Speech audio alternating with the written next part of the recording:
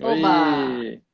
deu certo. Eu Agora não estava foi. conseguindo, eu Não, não estava conseguindo te convidar aqui. e é engraçado porque eu tava aqui já de olho, já faz alguns minutos até. Eu falei, mas que estranho, a Carla não tá entrando. Deixa eu mandar uma mensagem para ela, porque eu não tava vendo. Quando você mandou, eu já estava, eu vi aqui, mas aí eu fui tentar e eu não conseguia. Eu falei, ué, ele não está Engraçado, aqui. engraçado, deu É, algum tá vendo? desajuste aí que não nos encontramos. Aí você entrando deu, por isso que eu te mandei e falei, bom, acho que entrando vai dar certo, né? É isso aí. Que bom. Deu certo. Marcos, aí deu certo. A ideia inicial é de uns 30 minutos, mas eu não consegui fazer com ninguém 30 minutos, né? A Nunca dá, gente né? ultrapassa, nunca dá, ultrapassa. Então, como você, acho que você acompanhou, a primeira foi com seu pai, Sim, depois Elisa, Stephen, a Susan Andrews, você, e a semana que vem o Danilo vem falar que legal. sobre yoga terapia, tá Algumas bom? pessoas que eu também fiz bate-papos com eles nas minhas lives, também conversei com a Elisa, também conversei com o Stephen, também fiz um com meu Legal. pai. Ah, que legal. E... Bom, vamos lá, né? Mas obrigado pelo convite. Muito feliz Imagina, de obrigada poder você por conversar. ter aceitado, bem legal. Boa noite a todos que estão aqui. A gente vai ouvir hoje o Marcos falar sobre o despertar dos sentidos internos. Então, vou apresentar o Marcos inicialmente. Se você quiser acrescentar alguma coisa, tá, Marcos? Tá bom? Marcos é engenheiro químico, é isso, Pois é. pós-graduado em administração de empresas, trabalhou no ambiente corporativo por uns 15 anos e fez pós-graduação em yoga em 2004 e tem se especializado principalmente no Hatha Yoga, né? É cofundador do Instituto de Ensino e Pesquisa em Yoga, ministra aulas de yoga, coordena atividades práticas de aperfeiçoamento e assimilação de técnicas. E a história do Marcos não deve ter começado só com a pós-graduação em 2004. Não. Marcos é filho de um casal de precursores de yoga no Brasil, né? Marcos Rojo, professora Daisy.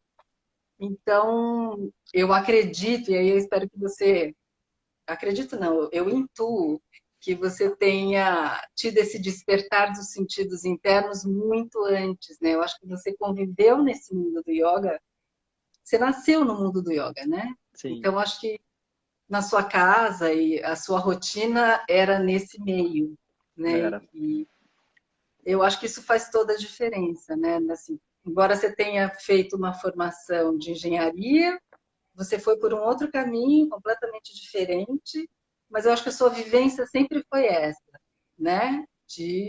É.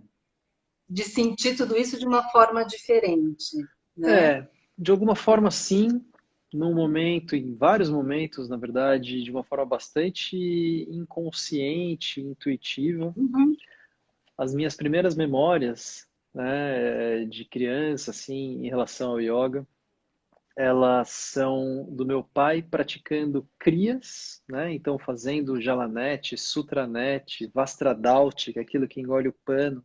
E nossa. aí eu via aquilo, ouvia, porque a gente faz sons, né, quando faz esse tipo de Uhum, técnica, e é uma coisa muito intensa. E eu me lembro de ver isso me assustando um pouco ali quando eu era criança e via essas coisas. Então isso vem de alguma forma, assim, pelos sentidos. Outra lembrança que eu tenho é que a gente recebia muito dos professores indianos em casa. que legal. E esses professores adoram, né, os indianos em geral, eles adoram conviver na cozinha. Assim como o brasileiro também tem um pouco disso, né? Também. E os indianos, eles adoram cozinhar, então eles chegam e começam a preparar as coisas pra gente, ensinam receita. Então eu me lembro muito desses sentidos também que vem pelo olfato, pelo paladar e essa coisa da Uhum. convivência, né, com essas pessoas tão inspiradoras, nesses momentos iniciais. E, e também me lembro, isso eu estava me lembrando recentemente, até tenho falado isso em algumas aulas e lives desde que eu me lembrei disso. em práticas que eu fazia sozinho, com cerca de 10 anos de idade, eu não sei muito bem, que eram práticas de pranayamas, práticas de respiração, onde eu me colocava sozinho ali e ficava fazendo aquilo. Meio sem saber o que eu Uhum. estava fazendo, sem uma técnica, né? Mas eu, de alguma forma, eu aprendi aquilo pela observação e, e fazia. E assim, que mais me impressiona assim, é que são as minhas melhores recordações de práticas de pranayama, melhores do que Olha que as legal. práticas que eu faço hoje em dia, depois de ter estudado tanto, depois de ter praticado tanto. Mas aquele frescor da infância, aquilo tem alguma coisa assim que é muito difícil de recuperar. E eu acho que por isso que os textos eles prezam tanto pela questão das atitudes, né? Porque, porque senão a gente fica preso a certas coisas. Fica preso a certas coisas. E a gente não adianta treinar, a gente precisa se libertar das ansiedades, precisa se libertar dessas coisas que fazem com que a gente tenha emoções ligadas à nossa prática e que de alguma forma nos limitam, né? Eu acho que você falou uma coisa legal, que você falou que foi intuitivamente, né? E você era criança e começou a fazer sozinho. Eu acho que tem uma grande diferença, né? Porque a gente às vezes aprende e aí a gente começa a praticar, né? Você veio da prática, foi sentindo isso e Uhum. aí, claro que foi por outros caminhos, mas voltou a isso.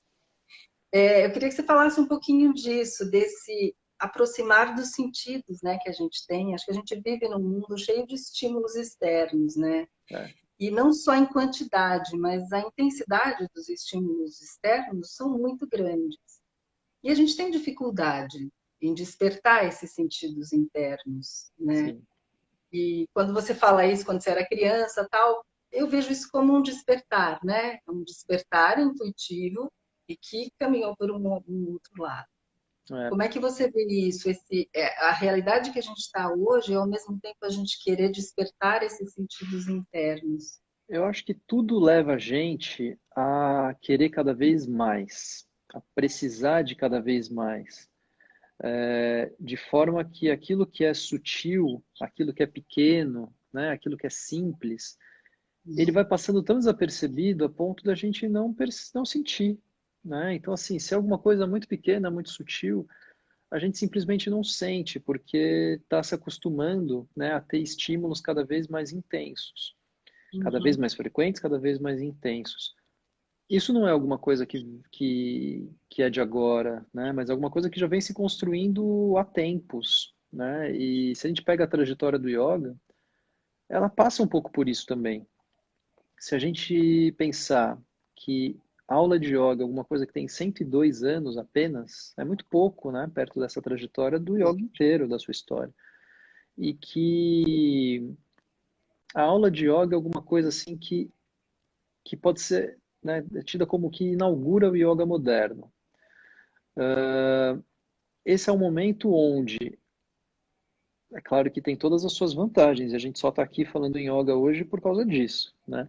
Claro. Por outro lado, acho que vale a gente sempre fazer a reflexão de que esse é o primeiro passo para a gente parar de ouvir a nós mesmos, né? Porque tem alguém dizendo para a gente o que fazer. E quando isso começa a acontecer, alguém começa a dizer o que fazer, num tempo que não é mais o meu, num corpo que não é mais o meu, numa coletividade, então precisa se administrar alguma coisa que vai pela média de todos ali que estão fazendo, a gente começa a perder alguma coisa por um lado e ganhar por outro, mas o que a gente começa a perder está relacionado com essa nossa capacidade de escuta, né? Depois disso, desse evento, vem um advento do yoga como ciência, né? A Uhum. gente ganha muito por um lado, imensamente. O yoga ele abre portas em hospitais, em curas, né?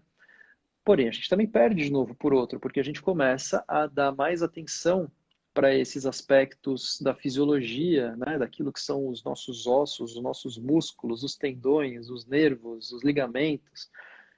E a gente começa a perder de novo a capacidade de perceber aquilo que o yoga trata como mais sutil, que tem como anatomia Uhum. sutil, né?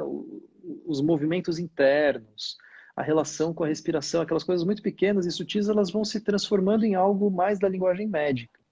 na linguagem ortopédica, ganha-se por um lado, perde-se por outro. Depois vem o advento dessas linhas mais modernas, né, do yoga, que começam a colocar muito movimento e começa a haver uma proliferação da quantidade de posturas. Os textos tradicionais do Hatha Yoga, eles não falam mais do que 30 e poucas posturas. Um deles chega até umas 80 posturas. Mas depois a gente começa a ver, né, livros com 100 posturas, no começo de 1900, 1930 mais ou menos. Depois a gente já vê um livro de 600 posturas, 1960 mais ou menos. E hoje a gente tem lá, né, livro de 2.300 posturas. Então, assim, num período muito curto de tempo, parece que surge uma necessidade de uma quantidade enorme de posturas, e essas posturas sendo feitas de uma forma mais dinâmica, né? Como se a gente precisasse de tudo isso. Ganha-se por um lado, perde-se de novo por outro, porque a gente para de permanecer numa postura só. A gente para de repetir uma mesma postura, né? A gente começa a achar que precisa de muito. Então, esses eu vejo que são assim alguns dos principais caminhos assim para a gente ir perdendo essa nossa capacidade de perceber aquilo que é mais sutil. A gente precisa talvez fazer um certo resgate disso, um caminho de volta, né, de algumas dessas coisas. Você acha que, então, nesse período de 102 anos e toda essa modificação e das linhas também, caminhou-se para uma atenção maior à questão física? E Com também certeza. o ganho de força, ganho de flexibilidade, né? Porque quando as pessoas dizem que fazem yoga, todo mundo imagina que você faça malabarismo, né? Que você vire de ponta cabeça, que a sua perna está ali, aqui. E essa quantidade de posturas, eu acho que incentiva isso, né? É. Você acha que esse caminho da perda da sutileza vem daí também? Por se priorizar uma questão física? Eu acho que sim, por um lado sim, né, por se priorizar uma questão física, pela forma como o yoga vai sendo mostrado, disseminado, né? Então basta a gente entrar nos nossos Instagrams assim para a gente ver que a forma de comunicar o yoga normalmente vem através dessas posturas super Sim, difíceis, né? E aí é. que mensagem a gente está passando para as pessoas quando a gente faz isso, né? De que, Uhum. bom, isso é alguma coisa exclusiva para quem consegue fazer, né? Felizmente já vejo muitas modificações no sentido de dizer, olha, isso não é, né, yoga é muito mais abrangente do que isso e tal. Mas ainda eu acho que é um movimento relativamente pequeno, assim, em termos, né, de um resgate dessa sutilização. Acho que a coisa ainda está muito firmada nas bases do físico, nas bases da fisiologia, nas bases da ciência, né, nas bases dessa necessidade de condução. Eu fiquei sem voz semana passada, né? Eu estava com uma dor de garganta. E, e nessa semana foi muito interessante porque eu não conseguia dar aulas e as minhas aulas elas foram ou por escrito ou com mínimos comandos, mínimos. Isso causa um certo estranhamento, um certo desconforto, assim. Fala, mas e agora? O que que eu faço? Não, faz o que você quiser por 20 minutos. Mas eu falo o que quiser o quê, né?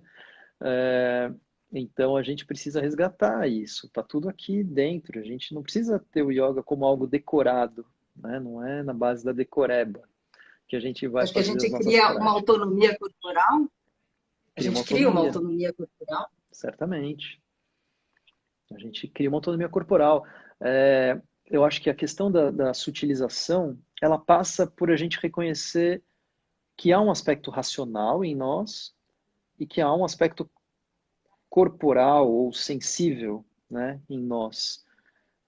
E que o yoga, ele, em primeira instância, ele passa por essa via do sensível, né? Primeiro ele vem pela sensação, depois a gente assimila isso e pode até converter isso em razão, mas a gente não pode atropelar, porque a razão atropela, ela vem na frente, ela é rápida, né? O corpo é mais lento, o corpo tem densidade e e a gente não pode colocar a razão à frente da nossa prática, né? À frente daquilo que a gente está fazendo. Os comandos eles não podem ser racionais. Acho que aí é uma das grandes chaves para que a gente possa fazer do yoga uma prática realmente de sensibilização, sensível. Assim como alguém coloca aqui, yoga é mais uma dança para mim. E, e tem muito disso, né? Tem que ter algo de espontâneo, tem que ter algo de orientação pela sensação e não orientação por aquilo que você acha que deveria ser, né? Isso vem do ego, isso vem da razão, isso vem da lógica. A gente precisa colocar a lógica no lugar dela e colocar a sensibilidade no lugar dela, para que a gente possa realmente se orientar pelas sensações dentro da nossa própria prática. E aí não tem muito certo, não tem muito errado, não tem tempo, não tem sequência, né? Existe existe um tônus, né? Existe uma conscientização e você vai se orientando por isso.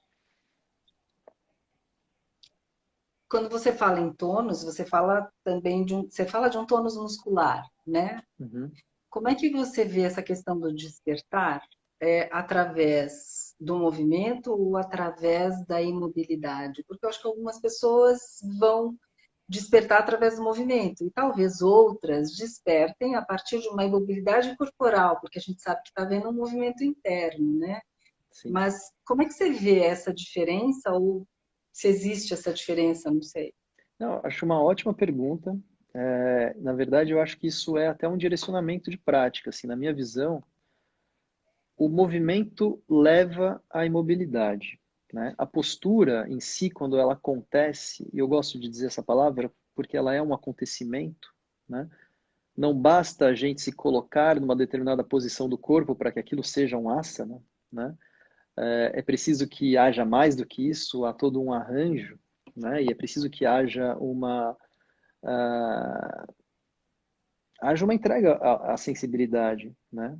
Para que a gente de fato esteja no asana e o asana possa se fazer em nós. Mas enfim, para que o asana aconteça é preciso que exista imobilidade. Mas se a imobilidade ela vem imposta de fora para dentro com rigidez, fala não, eu preciso permanecer imóvel aqui, ela também não vai acontecer. É preciso que ela brote de dentro para fora. E muitas vezes o brotar de dentro para fora passa pelo movimento. Porque o movimento não é aleatório, né? O movimento, eles são movimentos de encaixe, de ajustes, de arranjos espontâneos do corpo. E aí você encontra, você fala, encontrei. Mas você está se orientando pela sensação, não está se orientando pela imagem. Se você se orientar pela imagem, talvez você venha e fique parado, né? Fazendo uma pose.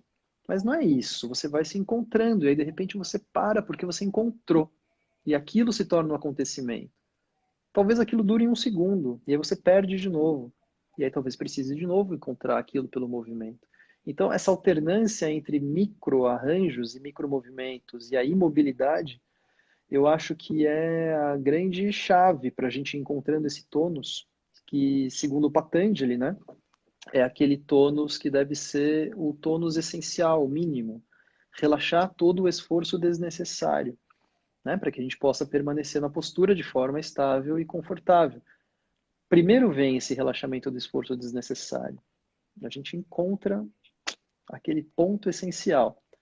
E aí a gente pode permanecer e vai resolvendo esse paradoxo. Eu vejo a estabilidade e o conforto como um paradoxo, onde é quase impossível sustentar os dois simultaneamente, né? E é só no estado de asana, que é muito preciso, que esses dois se sustentam simultaneamente.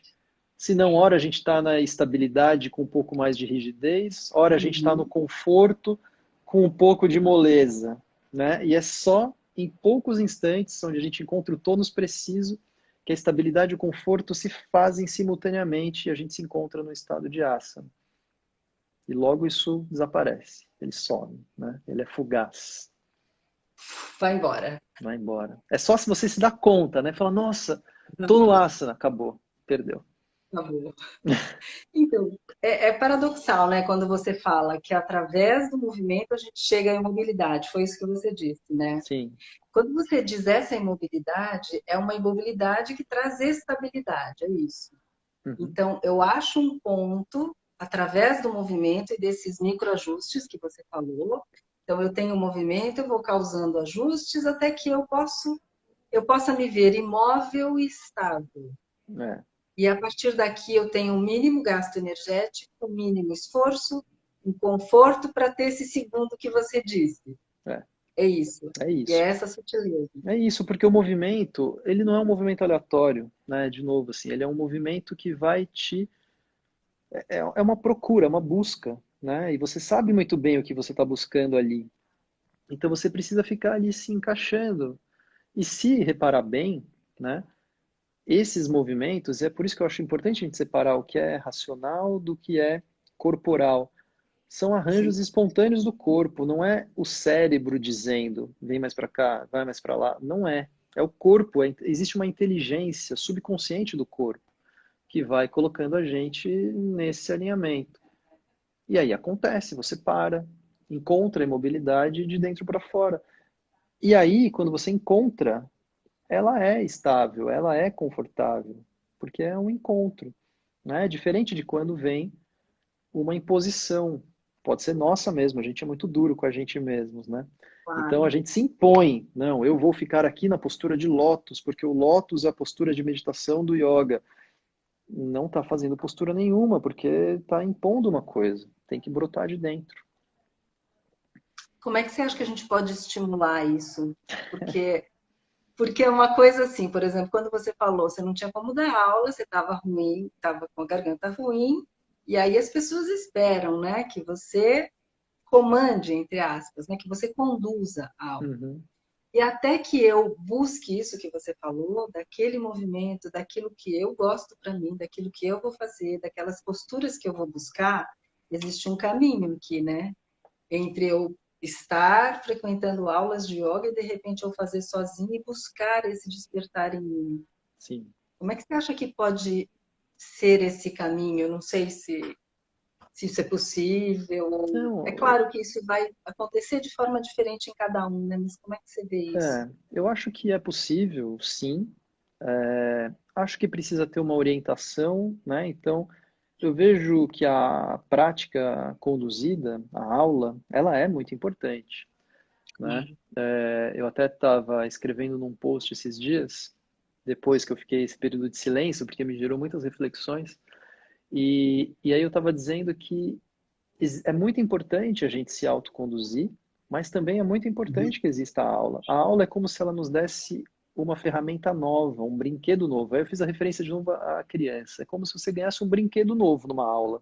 Alguma coisa que você nunca tinha pensado, nunca tinha sentido, nunca tinha feito.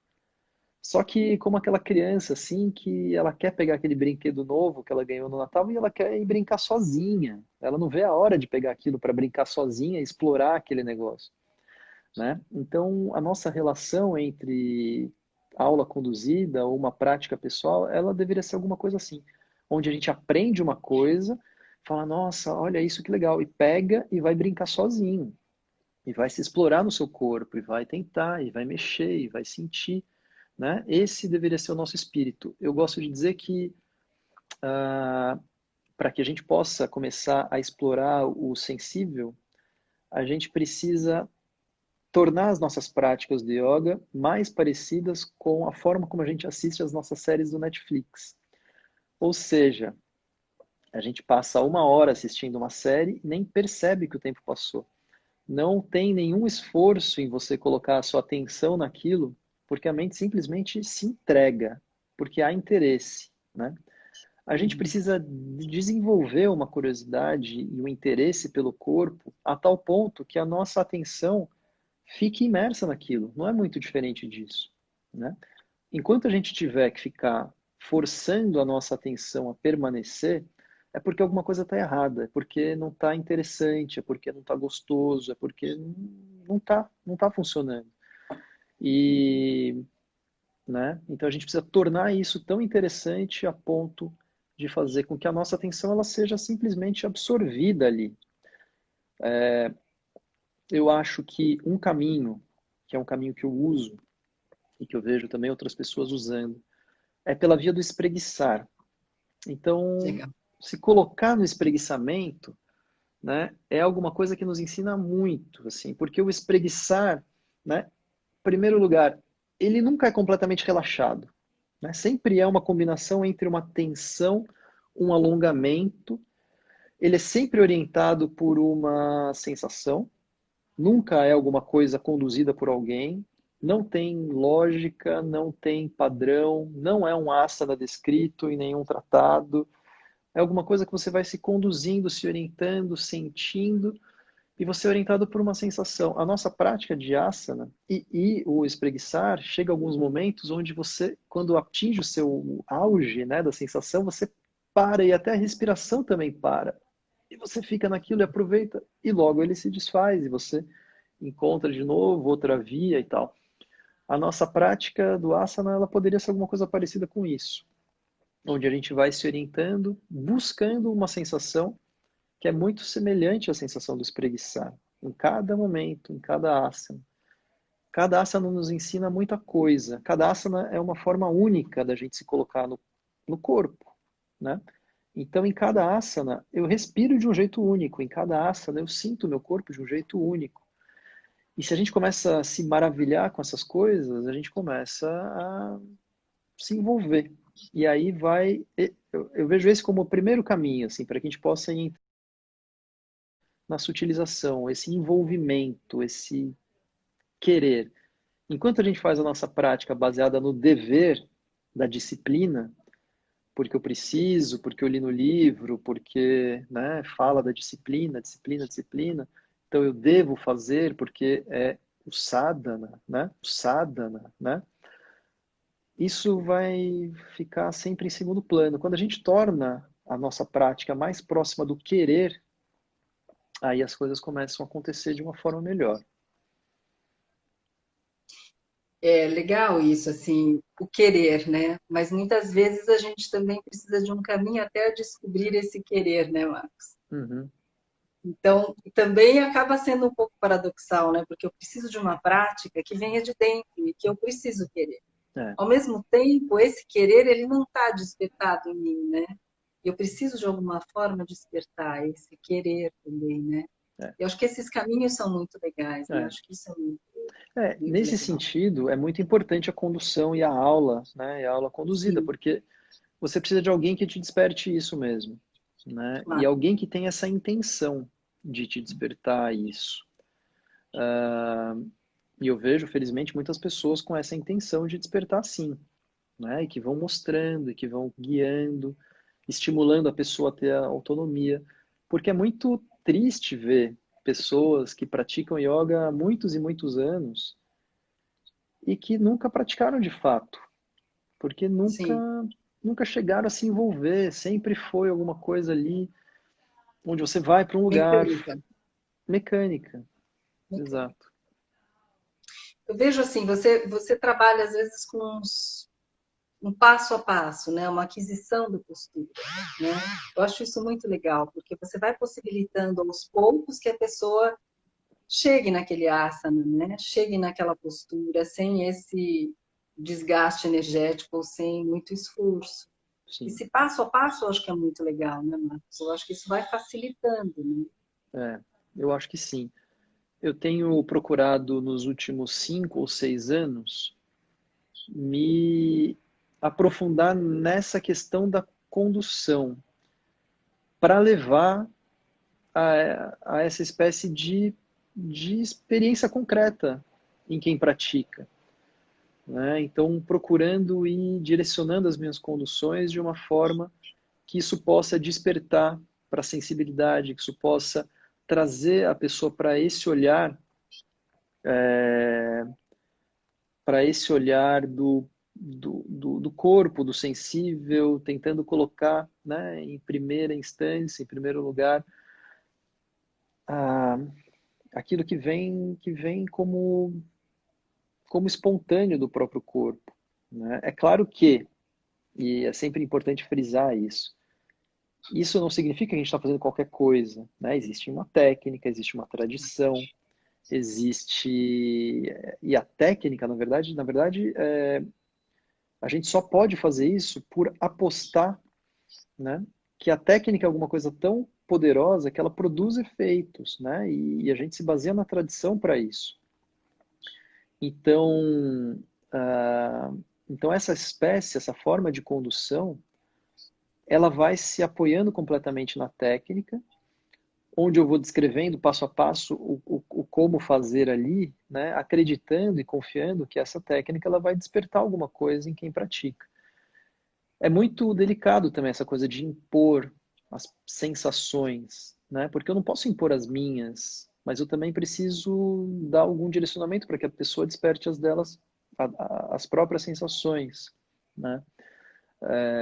Eu não posso impor uma técnica rígida, mas eu também não posso deixar completamente livre, né? Porque eu estou ensinando alguma coisa que tem uma tradição muito antiga.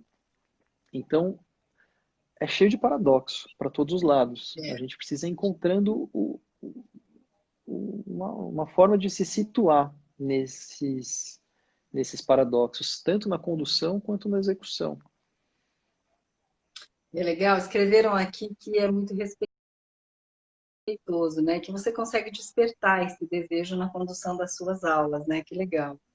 E quando a gente fala em respeito, eu acho que é esse respeito que a gente tem por esse corpo, né? E não eu tenho um corpo, mas eu sou esse corpo, né? E aí Uhum. esse respeito com o corpo é um autorrespeito, é um autocuidado, né?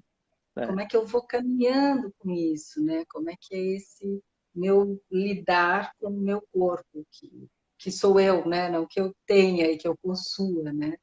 Mas exatamente. quando você vivencia de uma forma integral, né, esse corpo. Acho que isso é. Aí eu acho que tem essa coisa paradoxal, né, da sutileza e da,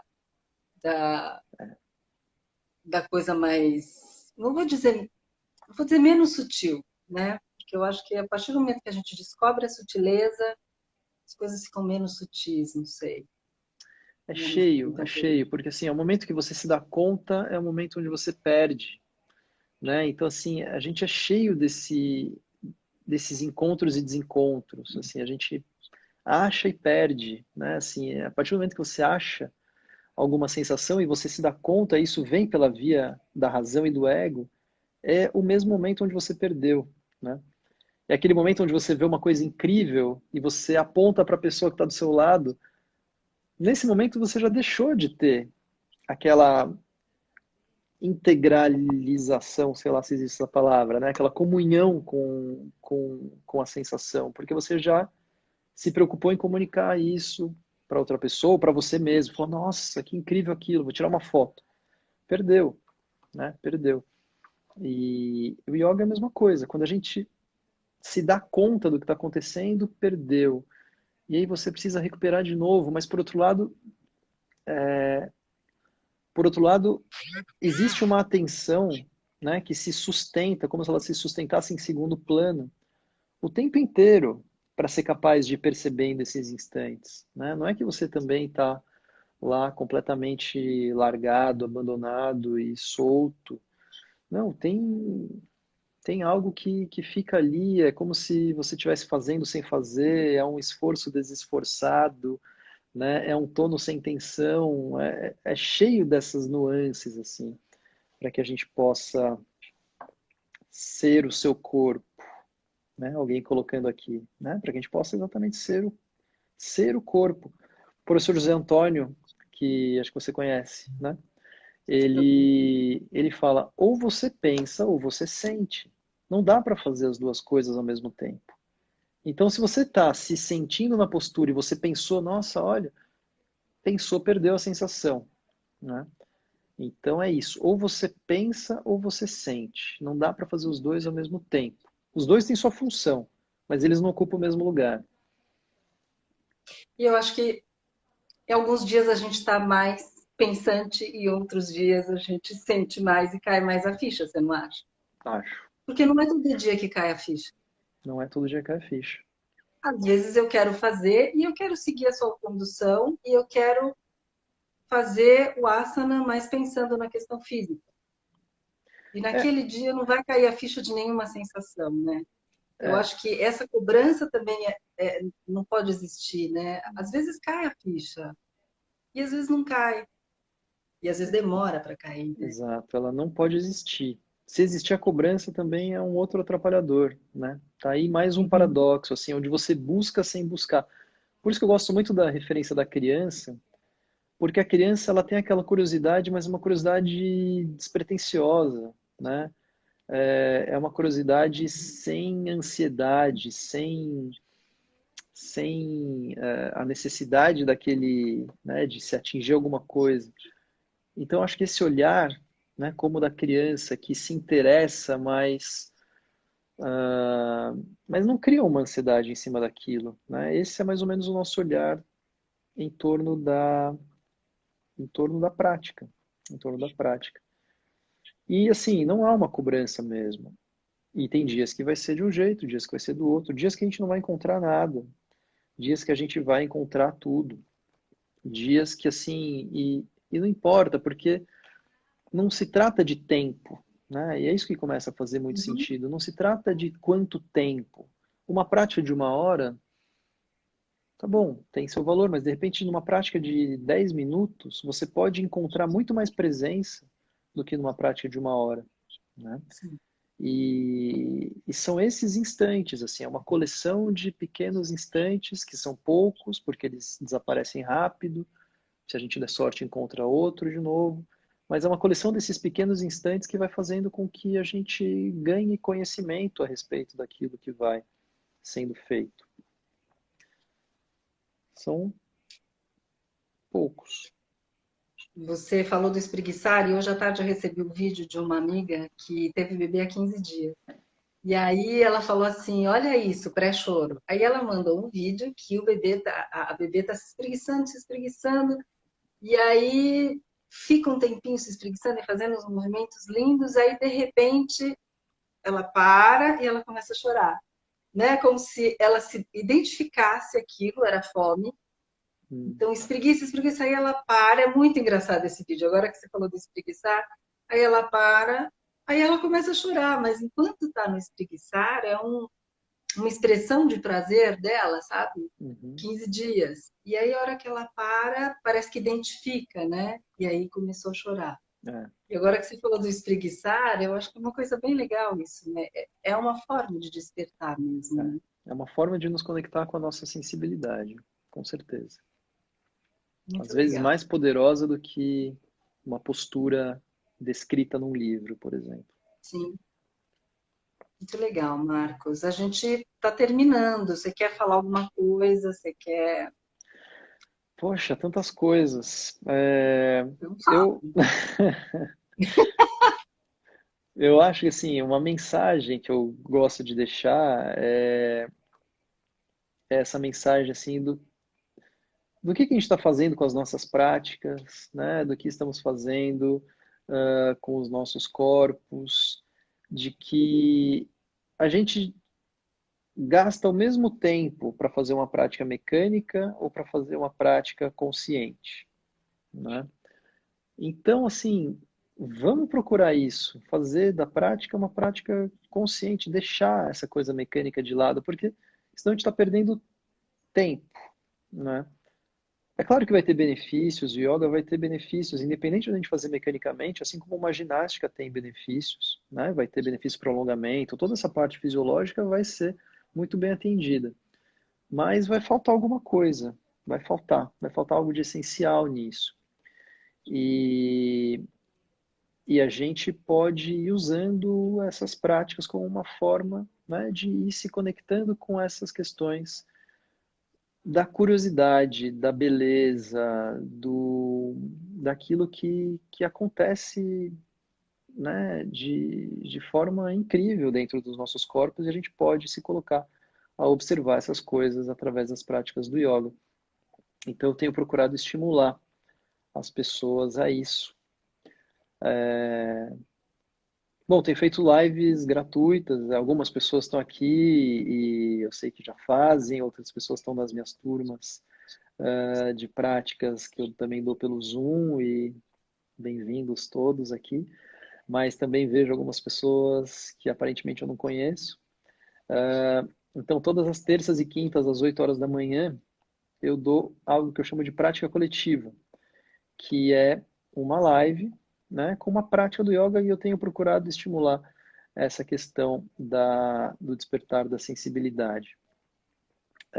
Todas as terças, 8 horas da noite, também tem um estudo de textos e práticas de meditação.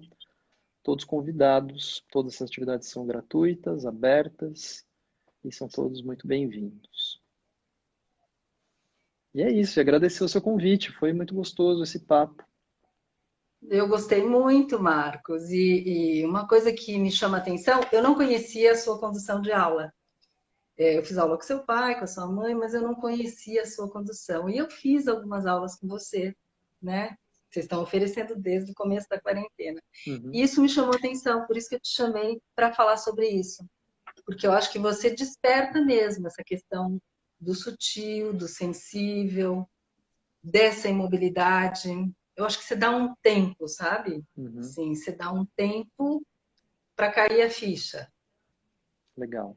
E eu senti uma diferença muito grande assim na sua condução. É como se realmente ela fosse estimulando os sentidos, né? Por isso que eu falei para você falar dessa coisa do passo a passo, dessa coisa mais sutil, porque, é claro, eu acho que cada professor tem uma característica e tem uma forma de condução, né? Mas eu senti muito isso, que você caminha muito por esse lado, dessa sutileza, de É, buscar essa coisa que vai desaparecer num minuto, assim, num segundo, né? tenho Que procurado pode ser, isso. ele pode ser tanto prazeroso quanto frustrante, né? Que você fala, nossa, achei, ah, sumiu. É, Não mas é é? É assim uma coisa mesmo. assim, que você fala, ah, agora não é mais. Então, eu acho que através dessa condução e desse estímulo que você dá, a gente começa a buscar mais, sabe? Então, acho que Uhum, isso é super importante. Então, eu te agradeço muito obrigado. tudo que você falou aí, achei ótimo. Eu adoro pensar nessas coisas e falar sobre essas coisas, né? Eu acho que o despertar do corpo é extremamente importante e a partir desse momento que a gente desperta, acho que a gente não É. adormece mais, E eu também né? gosto de falar porque, assim,